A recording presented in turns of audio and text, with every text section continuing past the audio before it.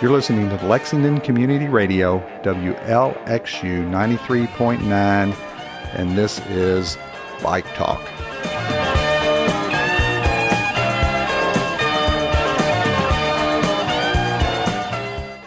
Hi, I'm your host, Wanda Bertram. Today we're talking with Troy Hearn. Troy has been an important fixture in the cycling community for years, so we wanted to get to know him better today and hear about some of the things that he's done and is doing that is very relevant to our cycling community. Hi, Troy. Welcome to the show.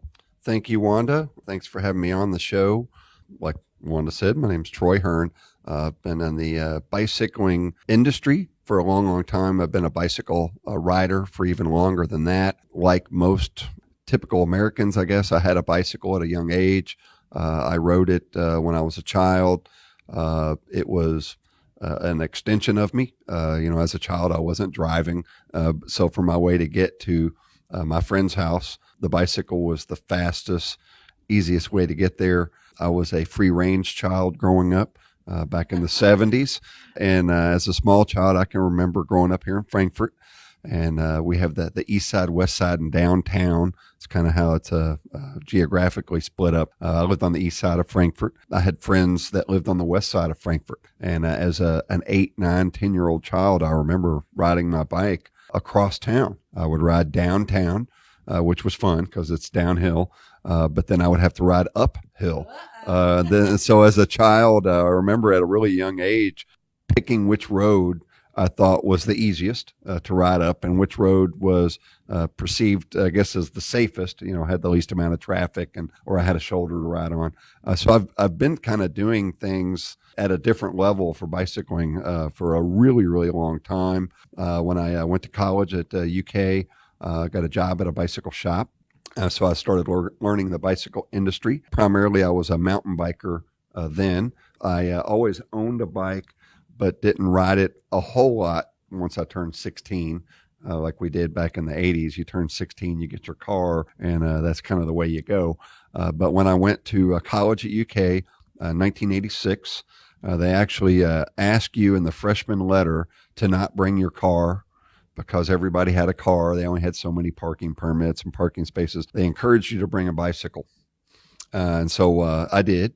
And I realized that the bike that I had at home in the basement for 18 years was not worthy enough for me as an 18-year-old, 17-year-old to go ride around UK's campus. So I remember going with my parents to a bike shop in Lexington, and I bought a 400-hour mountain bike. And I remember in 1986, my parents still remind me that was a whole lot of money. That's a whole lot of money for that time.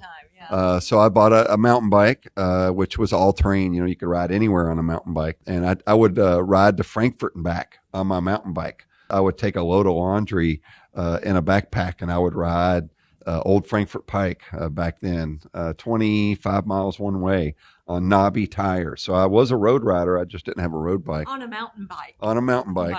Of course, I would do a load of laundry at my parents' house, and I would eat as much food as I could and pack my backpack with food and supplies from my parents' house and ride back to Lexington. I loved it. I learned to off-road ride. I would go up to Eastern Kentucky and the Cave Run area and mountain bike. So the first true love I had as an adult was mountain biking. But I was a road rider too. I just didn't have a specific road bike. But I joined the Kentucky Mountain Bike Association. I've been in that organization since the late 80s. In the early 90s, I got my first road bike and joined the Bluegrass Cycling Club. Back then, it was not anywhere near the structure it is now. Still great folks, but it was more just we're going to meet and all go on a ride. Now the Bluegrass Cycling Club is so much more structured, a lot more rider education, rider leadership programs that just have really progressed in a really, really good way. I kind of graduated from working at bicycle shops, finished at UK, got a job working for Raleigh, USA, and Diamondback, which were two bicycle companies. I worked about 11 years in the bicycle industry as a sales rep. I did about everything you could do working within those companies, did product development, marketing, traveled all over the world. Really learned the ins and outs of the bicycle industry. And I remember even back then asking myself why the bicycle companies weren't involved more in advocacy Instead of trying to steal the small market they have, why not grow the market and encourage more people to get out and ride? So you had an early interest in community advocacy even back then. Yes, because the more people that rode, the more money I made. So it was advantageous for me to get as many people out there as possible on that. And then after about 11 years working in the bicycle industry, I had a good friend of mine that wanted to open a bicycle shop in Lexington. So I undertook that endeavor with him and helped him open a bicycle shop in Lexington. And we ran that shop for about 5 years. And then after working there, I opened up my own bicycle shop here in Frankfort. I did that for about 5 years. Then when I had the shop here in Frankfort, I had folks mention the job that I currently have now is working with the state government, that there is somebody that works in the transportation cabinet that deals with bicycle and pedestrian movement as it's a form of travel. And they said there's actually somebody that works and that's their job, is to be the bicycle and pedestrian program coordinator. And at first I thought they were pulling my leg. No, that's not like a real job. And it sounded too good to be true. That's a real job. It did. I should ask them how much the job paid, though. First question. But so every year of the 5 years that I had the bike shop here in Frankfort, someone would come in and say, "You would be the perfect person for that job, the bicycle pedestrian coordinator at the transportation cabinet." And I kind of blew it off. Well, after about 4 years of that, I actually kind of looked into it. I had worked with that program in a roundabout way many years ago as a part of an advocacy action that I was doing. So I had met that person, but I forgot that that's what that person had done. So I decided to close the shop when I found out that the position was open within the transportation cabinet. And long story short, I interviewed for it. And here I am almost 6 years later, and I've been the bicycle pedestrian program coordinator for almost 6 years. Wow, congratulations. And it's fitting, my adult life, I've spent probably more hours on a bicycle than any other form of transportation. My family rides, they're all avid bicycle riders. My children all ride. I've just known that industry and everything around it for so long that I think it was just a great fit. So you've you've witnessed a lot of change in this community, in the region, and have watched and been a part of cycling evolving a lot. Can you talk a little bit about that? Absolutely. When I was talking about the first group road rides that I went on, it was, some dedicated cyclists that were road cyclists would just meet at a, parking lot and, or at a store or somewhere at a bike shop, and they would give you a map of the route, and there were no different levels of riders. It was just, here's the map, here's the ride we're going to do. And if you could keep up with the front people, then you could ride with them, which I couldn't for several years. And then it was just kind of, you're on your own. There was no education. There was no, preface of anything really. It's just going to ride your bike. Over the years, organizations like the Bluegrass Cycling Club, the Louisville Bike Club, the Ashland Bike Club, the Owensboro Bike Club realized that as bicycle riders, we are responsible for our own education in a lot of ways. If we want car drivers to respect us and be courteous to us, then we as operators of vehicles, which a bicycle is a legal vehicle on a roadway, we need to follow the rules of the road too. So if there's a stop sign or a stop light, we're required to stop and pay attention to the rules of the road, the regulations, and so on. So the bike clubs and a lot of the riders started taking that upon themselves to self-regulate what we do, why we do it, where we do it. And then I noticed that bike clubs on and off road started having sessions on how to educate ourselves. We educated ourselves to what the laws and the rules and regulations were, best practices, safety, make sure that your bike is safe. Now with the Bluegrass Cycling Club in particular, you cannot be a ride leader for a group ride unless you've taken a day-long ride leader training class. All right. Well, we're going to be back in a few moments. It's time to take a short break, so stay tuned in. Welcome back to Bike Talk on Lexington Community Radio. I'm your host, Wanda Bertram, and today we're talking with Troy Hearn. Troy has been an integral part of the cycling community for many, many years. And his current role is as the state bicycle and pedestrian planning coordinator here in Frankfurt. And he's going to talk a little bit about that and the importance of communities advocating for themselves. So, Troy, thanks for joining us again. Thank you, Wanda. My role with the Transportation Cabinet, I'm the Bicycle Pedestrian Program Coordinator. Been around since the early 90s. We do a lot of things in my program. One is we work with the Share the Road license plate program. $10 for every Share the Road license plate goes towards the Paul and I Memorial Education Grant. To date, we've given out over $800,000 to organizations, local governments, and that is for bicycle and pedestrian awareness, safety, and education. So that's for local communities to get the word out as to what they feel is important as anything relating to bicycle and pedestrian safety, awareness, education. Another one of my big tasks are working with local communities. If they want improvements made for bicycling or walking, or if they want new facilities built, the power to have that done really lies with the local community. I work with them. We do many workshops throughout the year. We have several web pages devoted on our website, bikewalk.ky.gov, to resource planning and so on and so forth. But my big goal is for every community in our state to have a master plan for bicycling and walking. That master plan really can be broken up into many parts. There are biking and walking attributes to transportation and travel. I ride my bike to work as often as I can. I walk to lunch from my building in downtown Frankfurt. So as a bicycle rider or a pedestrian, I'm using that as my travel mode. I'm transporting myself from point A to point B. So, that's the transportation element of it. Certainly there's a recreational element to it as well, but I try to let communities know that they need to have a plan for what they want, where they want it, and why they want it there, and get them to develop a master plan. In 2012, there were 7 communities that had a master plan like that. And there were your larger communities like Lexington, Louisville, Owensboro, some of your northern Kentucky areas had those plans. Now we have 56 communities that have a plan for their biking and walking elements of what they want. In that plan, we let folks know that oftentimes what you may need and want is just improving what you already have. Most communities honestly don't do a really good job of even knowing what they have already for biking and walking facilities. Maybe you just need to improve the sidewalks in the downtown area. Maybe there's little bits and pieces of connections of sidewalks you need for kids to be able to walk from their neighborhood to school.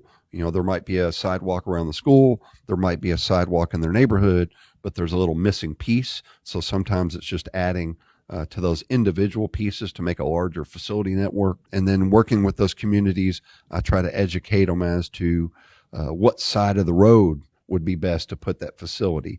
Specifically, what kind of treatment. Are you talking a bike lane? Are you talking a share the road sign? Do you want a completely dedicated, separated, multi-use path, to accommodate and let them know that the type of bicycle rider or walker that they're dealing with oftentimes will dictate what kind of facility you want. If you're talking about a road cyclist like myself, then that's oftentimes a share the road sign or a bicycle warning sign out on our rural secondary roads. If you're talking about the average citizen that lives downtown and they want to be able to bike to work or to the store, then a lot of times they just don't honestly feel safe on the road with other forms of travel, cars and trucks and so on. So then you might be talking about a separated facility like a bike lane with a buffer space. Or if you have the space available, maybe a completely separated facility, a multi-use trail that both pedestrians and bicycle riders can use, and let them know that where you put those facilities need to make sense. We want to make it where folks will actually use it. So it needs to be logical. Does it get them to work safely? Does it get them to the store safely? And we work with the communities to let the store know. If that's the grocery store you want to go to, they need bike racks. What do you do with your bike once you get to the store? And then when you plan for all these new things that you're going to do and that you want, who's going to maintain it? If there's a dead animal on the bike path, is somebody responsible to clean that up? and make sure it gets maintained so then it's used and it's there for a long time for folks to use. Yeah, absolutely. So you help communities develop these plans, figure out how they're going to maintain them, but communities can't just sit and wait for government to actually do these things for them. The best way and the most efficient way to have things changed for the better for biking and walking in your community, the community needs to have a plan for what they want. We have a pedestrian and bicycle travel policy. It was signed into policy, I believe, in 2002. And there's a checklist in there as to why, when, and where the Transportation Cabinet would consider adding or improving bike ped elements to a project. And one of the first things on that checklist for consideration is there a facility there now? So if there's something already there, they're going to touch it and improve upon it when they work on the road. The second item on that checklist is, does the local community have a plan for that roadway? And so there's 7 checklist items on there. You can go to the bike walk, ky.gov, under laws and policies, and you can check that out there. But I take those 7 checklist items as something that the community should incorporate into their bike ped plan. And you want to make sure that there's as much consideration as possible for if the state's going to do road work on either a state maintained road or even a local road, that the strength for that consideration is there. That helps me help the community in the best way. If you wait for some other entity to do something that you think is in your best interest, it may happen, it may not happen. But the way it is in our state now, and for the most of the country, the mode share for how many people ride their bike to work, to the store, to school is 1% or less. I think the reason the mode share is so low is because there's not a lot of infrastructure dedicated specifically for bicycle travel or walking, pedestrian travel. Take a country like the Netherlands, their mode share for bicycle riding is close to 40%. Well, the reason I think that is, well, number one, it's really flat in the Netherlands if you've ever been there. So that makes it physically pretty easy to just get on the bike and ride. But starting in the 1950s, countries like the Netherlands spent a lot of emphasis, time, and money on developing a separate bicycle infrastructure because a bicycle operates different than a car and a truck. It's a lot smaller. You're not protected. You're not surrounded by a steel cage. You operate at a lot lower speeds. You're able to stop quicker. There's just so many other characteristics of operating a bicycle versus a motor vehicle that are so different. That's why, the Netherlands spent a lot of time and energy devoting a separate infrastructure network. So not having infrastructure, I think, is one of the reasons our mode share is so low, but we are already starting to change things. I think in the early 90s was the first dedicated bike lane project that the Transportation Cabinet had done. Well, you take that, the 90s, that's starting to get a long time ago, but it wasn't that long ago. Not that long ago. But if you take, just in the 90s were the first bike lanes that we were installing in our state, to nowadays, we have hundreds and hundreds of miles of bike lanes, hundreds of miles of dedicated facilities. So now we're starting to develop that infrastructure. So the population of folks that are starting to ride has grown. And we have more dedicated facilities like the Legacy Trail in Lexington, the River Trail in Louisville, even the Dawkins line in far southeast Kentucky. And as cyclists that may not feel comfortable on the road ride those dedicated facilities more and more and more, they increase their fitness, they increase their operational skills on the bicycle. And so eventually they're just going to get bored riding on the Legacy Trail, and they're going to start to test the waters and ride with the bike club and eventually be out on the road like I am. All right. Well, we're going to take another short break, and then we'll be right back testing the waters with Troy Hearn. Welcome back to Bike Talk on Lexington Community Radio. Thanks for tuning in. I'm your host, Wanda Bertram, and I'm here with Troy Hearn, and we've been talking about his longtime advocacy in the cycling community, what his office now in Frankfort does in helping communities plan for their pedestrian and bicycling infrastructure, and he's going to talk a little bit more about how people can get involved at the community level. Whether you're a bicycle rider or an avid walker runner, if you know somebody that's a bicycle rider or an avid walker runner, or if you just would like folks in your community to be able to walk to the store, ride their bike to work or school, and do that safely, accommodating, then it is your responsibility to be involved at a local level. If you're that person, which I hope you are, don't be overwhelmed by planning for the whole city or the whole county. Really focus on where you live, where you work. We have walkability and bikeability little score sheets that we use with my work, and we just have folks take a 2-block walk near where they work or where they live and evaluate the condition as it is now. Are there trees that need to be trimmed on the sidewalk? Is there debris in the bike lane where folks are supposed to ride? What improvements need to be made there? Call your magistrate, call your city council person, let your mayor know that you're willing to help. A lot of communities already have a specific group, like the Bicycle Pedestrian Advisory Committee in Lexington. They call it the BPAC. That was started many, many years ago. The Mayor Gray, works with that group. Lexington is lucky enough to have a bicycle and pedestrian coordinator that's a city employee.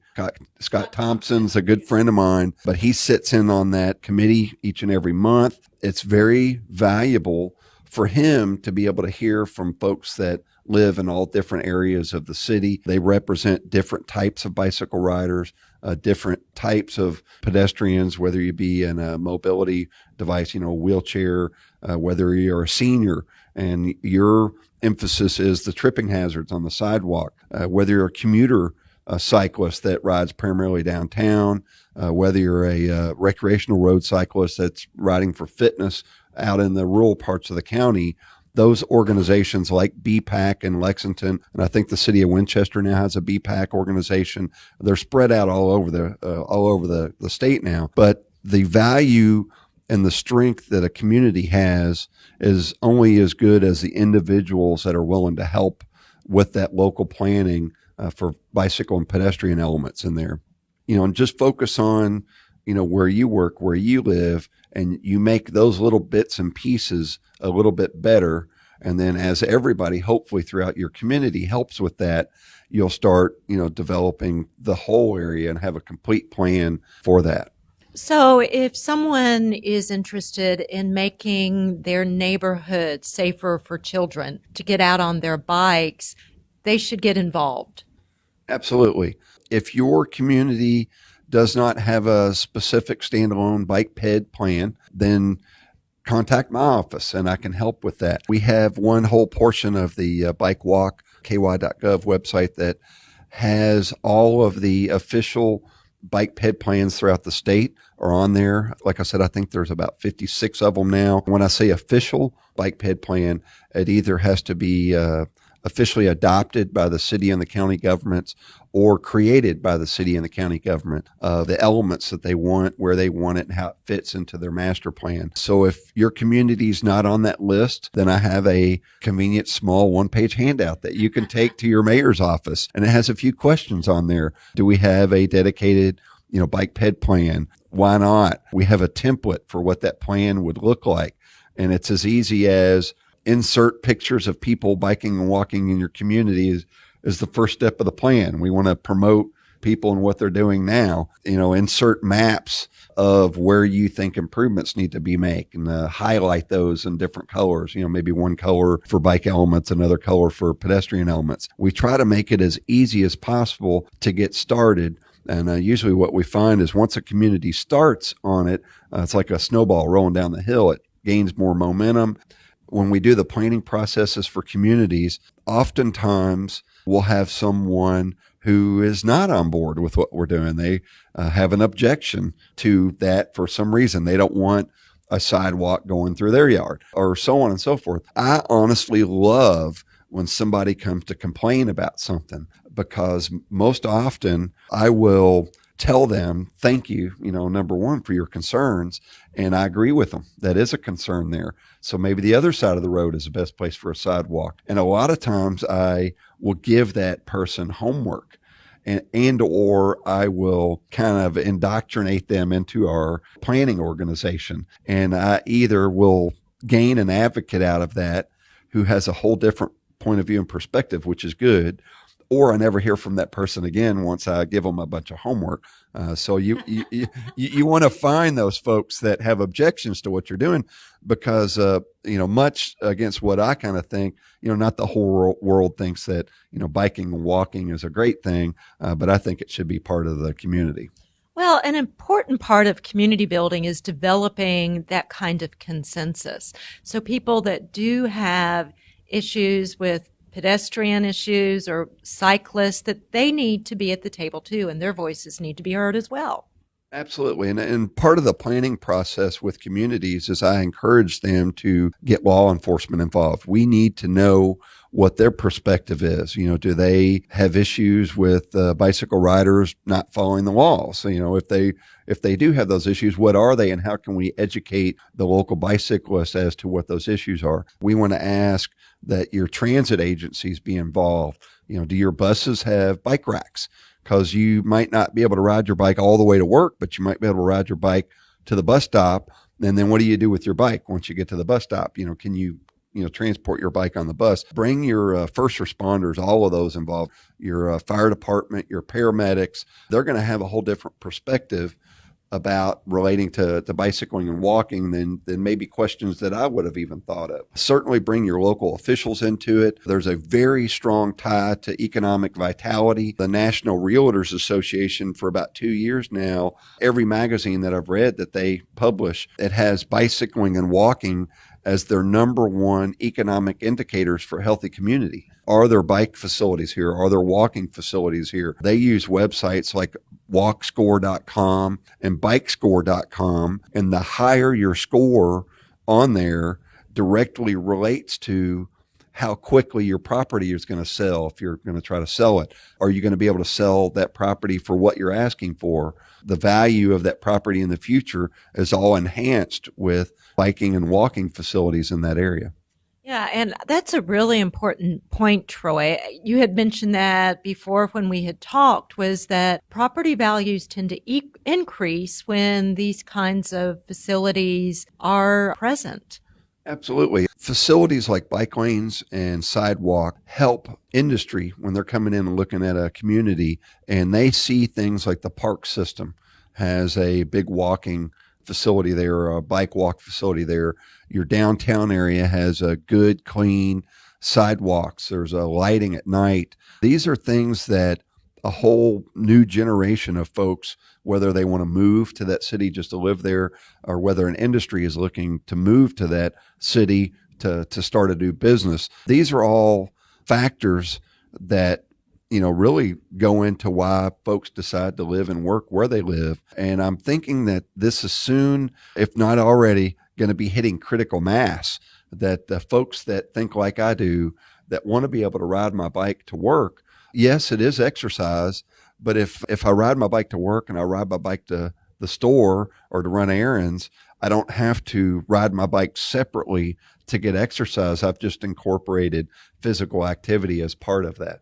All right. Well, we're going to take another short break, and we'll be back with you in a few moments with Troy Hearn.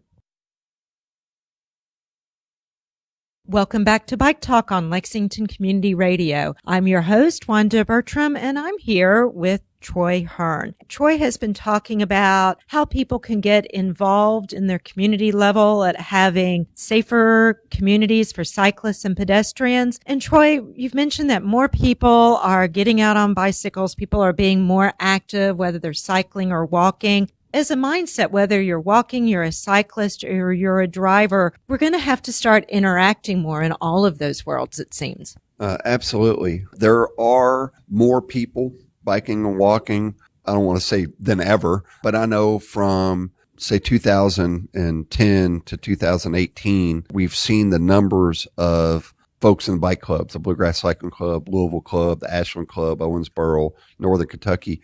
The amount of folks that are in those clubs, they pay to be members of those clubs, have grown 200, 300, even 400% in those organizations. And those are on-road organizations. The same thing for the mountain bike organization. We have the Kentucky Mountain Bike Association has 5 chapters now. We just used to have 1. And of those 5 chapters, the number of membership there for off-road riding has also increased 2, 3, and even 400% in some areas. A lot of those folks that ride off-road are also on-road cyclists, and vice versa. A lot of those people are also, avid walkers and runners. So the number of folks out there are increasing. In some communities, you can visually see that. Into Louisville, your bigger cities, you can see that. And so it's shown over time that if you just see it more, you see people doing it more, it becomes part of the culture, and you behave differently because you see that differently. Some rural parts of the state, you don't really see it too much because there's not a lot of infrastructure there. But there are more and more people riding even out in the rural parts of the state. We've made a big effort with Transportation Cabinet of putting alert signs up, the bicycle warning sign. Some people call it the share the road sign, but it's really a bike warning sign of there's bike travel here. There's people out here traveling. And we've put hundreds and hundreds of those bike warning signs up throughout the state to let motorists know there are people out here riding their bikes. And so those little changes, whether it be the bike warning sign, more bike facilities, sidewalks being built, you start to see that as drivers and citizens, you start to see that. So those develop over time cultural changes. You see people riding their bike on that road all the time. You start to drive differently on that road, or at least I would encourage folks to drive a little bit differently on that road. Try not to be in so much of a hurry. Know that there are other citizens out there that are moms, that are dads, that are professionals, and they just happen to like bike riding. They may be riding recreationally. They may be riding to work or to school or, for a purpose. They just may have chosen their bicycle as their mode of transportation. And most of those folks that are out there walking and biking, like myself, I drive, unfortunately, more than I bike and walk, mainly out of necessity. I drive a full-size truck. And over time as a bicycle rider, I now drive differently than I used to, say, 25 years ago. I try not to be in such a hurry. I know the roads in my area that are most used by cyclists, the areas downtown that are most used by walkers and runners. I know when I'm around schools, especially like the schools letting out, I drive actually below the posted speed limit. Often, many, many times now, my family makes fun of me. My 16-year-old daughter makes fun of me. She said, "You're driving like grandpa." Surely not. But she doesn't ride like I do. But there are more people out enjoying our roadways and our facilities that we've built over the years. And so I know that momentum going to keep on going. There's more people out there riding, more people out there walking. But just know that those are citizens. Those are maybe your neighbor, your friends, your family. Those folks all have families and children that they want to go home to and be safe, and know that those people aren't just a bike rider all the time. That person, probably like myself, drives quite a bit. They spend a lot of money on gas and taking care of their vehicle and registering their vehicle, but just know that those people are also bike riders, walkers, runners also. So as more people are out cycling on the streets, interacting with cars, both cyclists and drivers of cars are going to have to behave a little bit differently. Absolutely. And oftentimes cyclists will ask of the car driver things. Well, and that's great. But as a car driver, I ask of the cyclist things. If there's a stop sign, you need to stop. If there's a stoplight and it's red, you need to stop. You need to be courteous, as I am as a driver, of other vehicles on the road. You need to follow the laws and the regulations on the road, just like any other vehicle. If you want to be treated with the same amount of dignity and respect as another vehicle on the road, as another citizen on the road, then you too have to follow all the same rules and regulations as everybody else should. And for cyclists, what are some ways that we can go to be exceptionally courteous to cars that may be behind us or beside us? If you are riding your bicycle on the roadway with other vehicles, it is your responsibility to educate yourself. What are the laws and what are the rules? If you ride at night or in dark conditions, or if you think you might be caught out in dark conditions or at night, it is your legal responsibility to have lights on the front and the back of your light. It is paramount to your safety. The number one reason that accidents happen with a vehicle, motor vehicle versus a bike or a walker, is they just don't see you. I know I wear the brightest, loudest, most obnoxious clothes I can when I'm riding my bike. I want to be visible. I don't want to get hit. I know nobody that's in a motor vehicle wants to hit you. Nobody wants to end their day that way or start their day like that. So it is your responsibility, if you are a bicycle rider in particular out on the road, not only know the laws and the rules of the road, but just be courteous. If you're going 15 miles an hour down a small country road and there's a couple of cars behind you, it is no inconvenience to you at all to just pull over at a safe, convenient spot, let them go by, give them a big smile, a big wave, a big give 'em a big friendly wave. And just a gesture of courtesy goes a long way. Just telling to my wife yesterday, I was fortunate enough to be able to go for bike rides the last couple of nice, beautiful days we had. And when I got back, I said everybody was so friendly. Even the dog that chased me really just kind of ran beside me for a little bit. The dog even has kind of developed a whole different culture of how he deals with the bike. And my wife said, well, what do you mean everybody was friendly? I said, every car that I encountered, I try to make eye contact with them because I want them to see me as a person. And every one of them that I made eye contact with made eye contact with me. They smiled and or waved at me.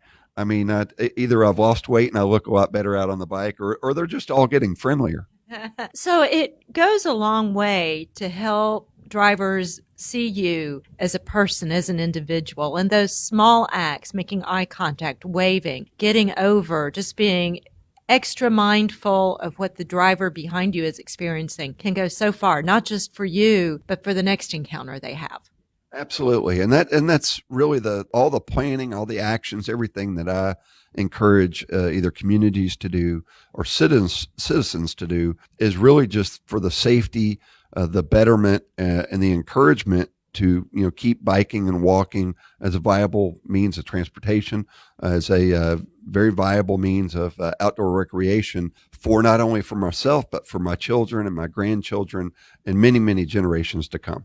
And Troy, in a prior segment, as we start wrapping things up here, you had mentioned that citizens are welcome to contact your office if they want help with planning or getting more involved in their community with bicycle and pedestrian issues. Can you give your contact information again? The easiest way to get a hold of me is just Google Bike Walk KY. The Bike Walk KYTC website should be the first thing that pops up. There are 7 web pages on there. My contact information's on each and every one of those pages, but just Google bikewalkky.gov and it should pop right up.